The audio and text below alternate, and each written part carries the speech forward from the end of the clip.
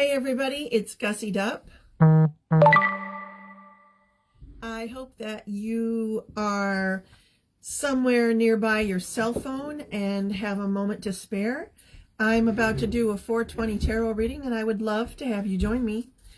I'll just wait a few minutes and see if anybody spots that I'm online and just kind of hang out here for a few minutes. How have you all been? It's a beautiful sunny day here in the Pacific Northwest.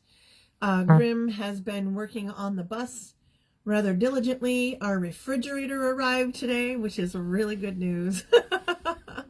And we are just really grateful to be experiencing the early spring that we have going on here. I know some of you are still in the snow, and I feel sorry for that. But everything has its season and its reason, and well, just we're glad to be hearing the robins and the frogs in the evening, and so it's just been great. I'm looking forward to spring. A couple of months ago I kept hearing if we can just get through the end of February, things will start to turn around. And indeed, I think some things are turning around. I think that we're still trying to figure out exactly what the hell is going on in the world.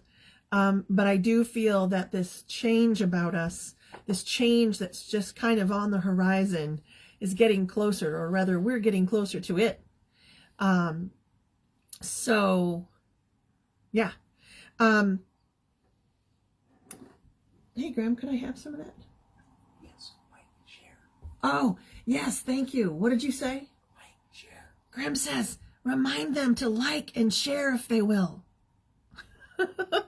If you appreciate any of these things that I do, 420 Tarot, or we call it our 7-ish live stream that we do. If you join us and you enjoy what we do, please like and share. Word of mouth advertising is our best friend. We don't buy ads and viewers and all of that thing. That's just not who we are. But we appreciate you, and we appreciate you sharing our information if you're so inclined.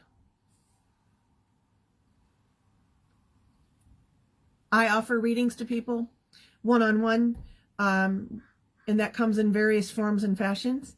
Love to talk to you about that later. But right now, I'd like to focus on our 420. So why is that so difficult to...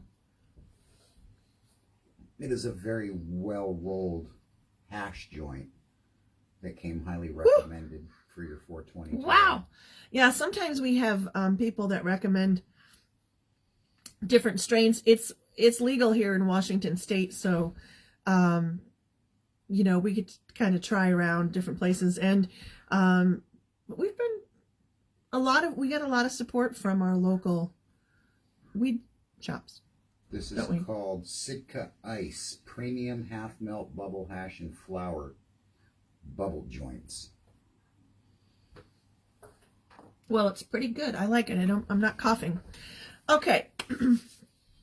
So as you know, before I do any kind of tarot reading for people, I like to set my space, and I haven't done any readings today. Grim and I have been out running around doing various odd and sundry things, and so this is the first time I've sat at my decorating table. So, oh, and I can't wait to show you what my decorating space is going to look like in the bus. We're like specifically making a corner for me. So I'm really excited. My teacups and whatnot will be joining us there. Can't wait to show you. Anyway, so let's just focus for a minute. Let's close our eyes and just take some deep breaths.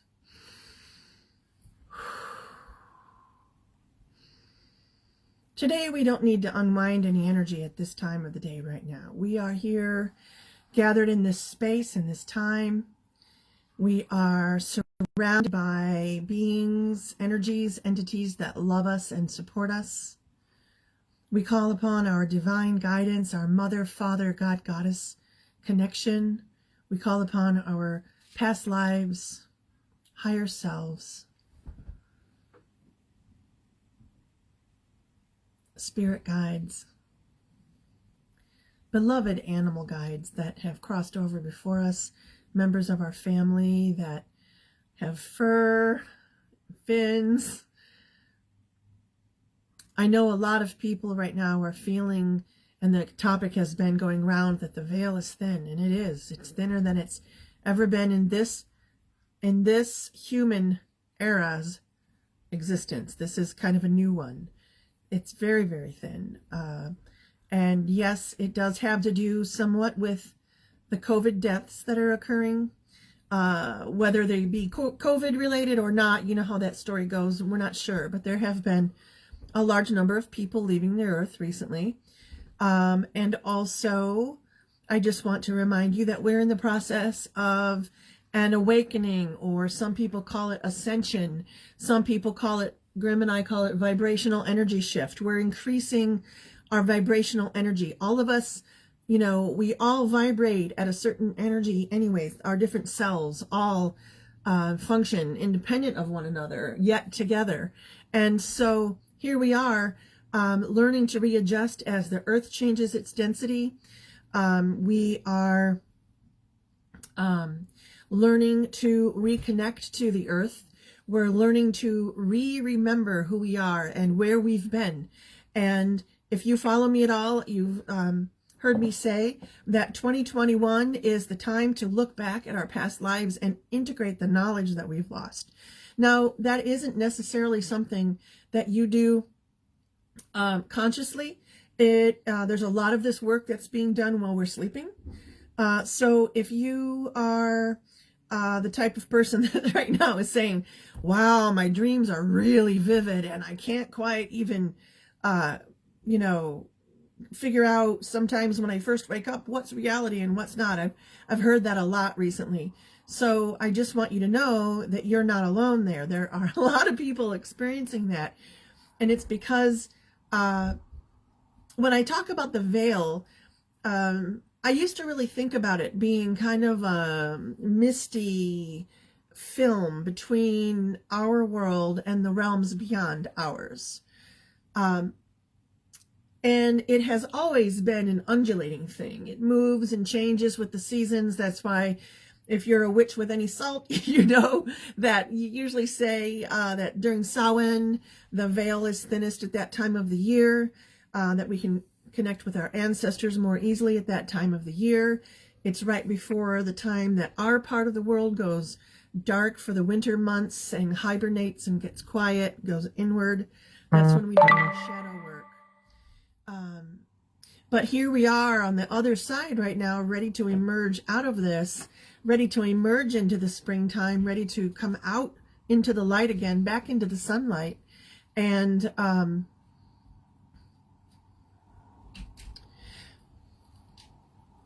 we find ourselves with some choices, don't we?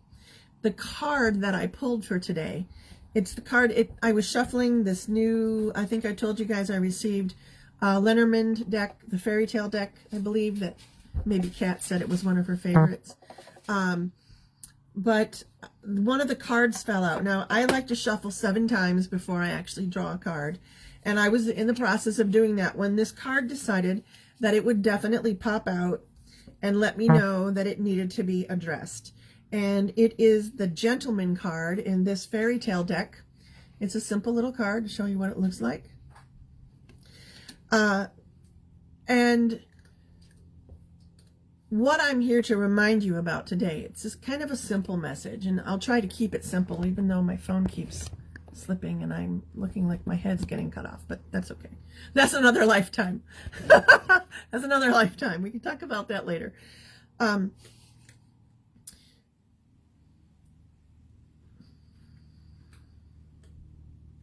When I talk about remembering things,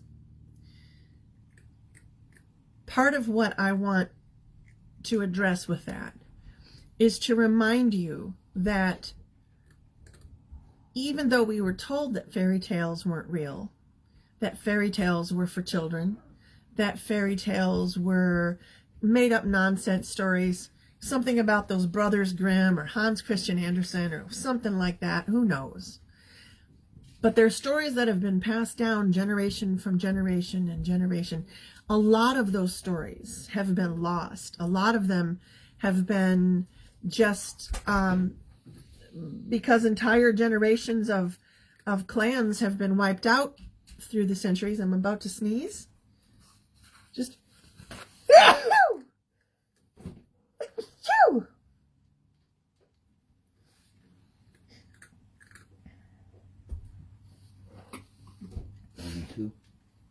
no, there's one more brewing. Ooh, someone's here. The joke is, not quite a joke, it's when I start to channel, if I sneeze, it usually means that there are ancestors around and that I've forgotten to acknowledge that they're there. So, and I did do that. I left them out of my list. So let's welcome our ancestors that are here to guide us. And after all, that's just what I was about to launch into, is a discussion about how right now we live in a society of duality. There is, for every wrong, there's a right. For every up, there's a down. For every in, there's an out. So if you can imagine,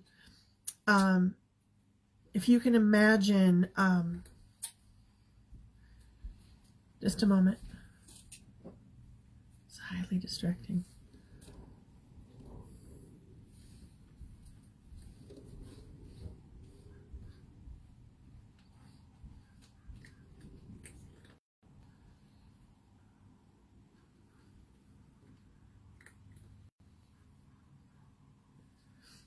Okay, so I have a message coming in here. It actually has to do with this card. And it has to do with, and I wasn't expecting to go here, so let's just see what happens.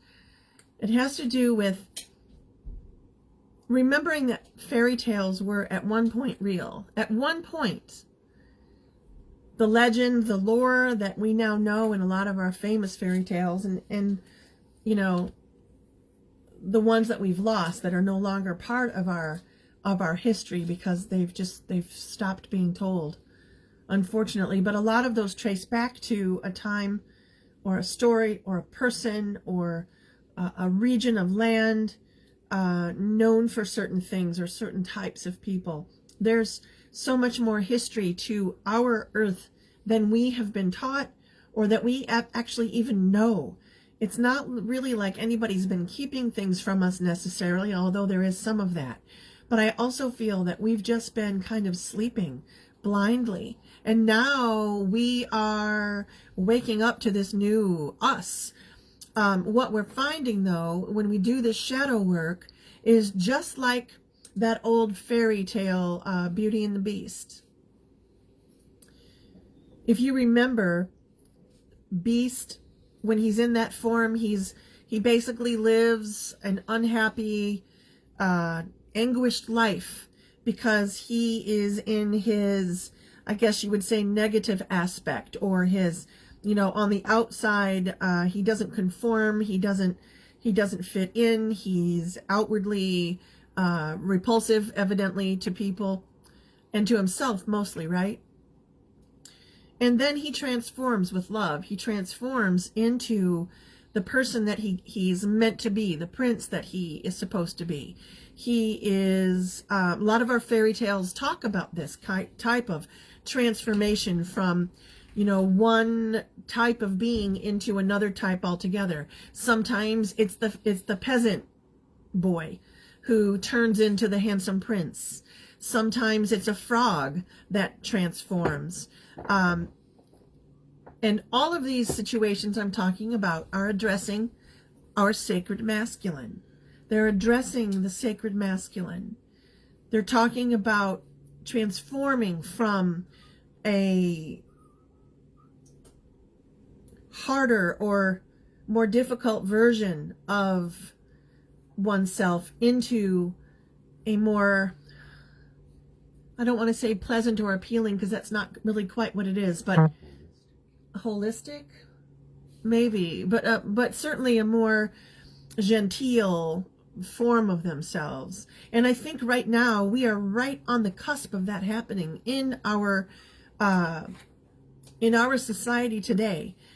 I can't speak for other places around the globe. I just know from the people that I work with and that I speak to and that I observe daily in my circles that there is definitely a resurgence in the observance of the sacred masculine.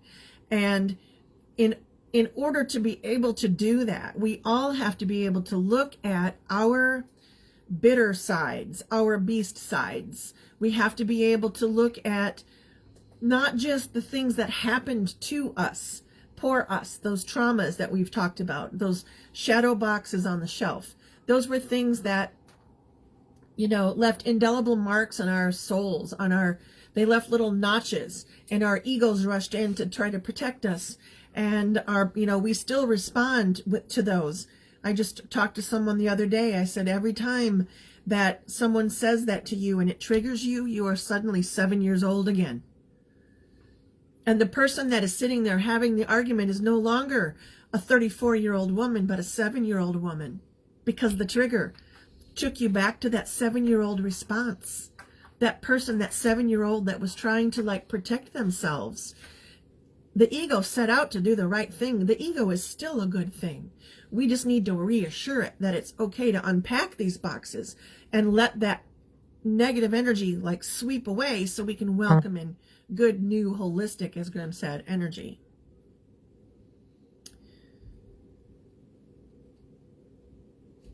So realizing that we can't possibly go through our daily rounds being completely, non-beastie, completely princely all the time is absolutely ridiculous. In coming to know our shadow selves, we come to know that beast side of our characteristic. Albeit, if we want to address the sacred masculine tends to be a bit more loud, a bit more physical, a bit more boisterous than the sacred feminine. And it is unfamiliar territory. We don't always like embracing that kind of more... I can't think of the right word. Visceral feeling that sacred masculine sometimes encompasses. A lot of times we have spent time, we're very comfortable in our sacred feminine right now, so we do a lot of thinking and a lot of feeling and a lot of emotional digging for ourselves. But to really get into the visceral part of it is the difficult part, because a lot of times we've pushed that away. We don't want to address that darker side, that more serious side, that side that isn't always as pretty or as lovely or as sexy in some ways. And I don't mean in a sexual way. But like the bus. Like the bus, right. Anyways, I could go on and on about this all day. I'm just glad you guys are here with me. I have taken, me, I sometimes don't always find 420. Sometimes I've been exhausted and tired and I haven't wanted to do this, but I want you to know that I think about you every day. Even if I don't go live, my 420, I still sit in meditation for a minute, and I always send out good vibes, good thoughts, good juju, whatever you want to say, to all of you that are following Grim and I and supporting us, and friends of ours and family. We love you guys, and thanks for sticking with us. I hope to see you tomorrow. Let's cross our fingers. It would be nice to do another 420 tarot tomorrow. See you then. Stay magical. And I'm going to try to not look cross-eyed as I look for this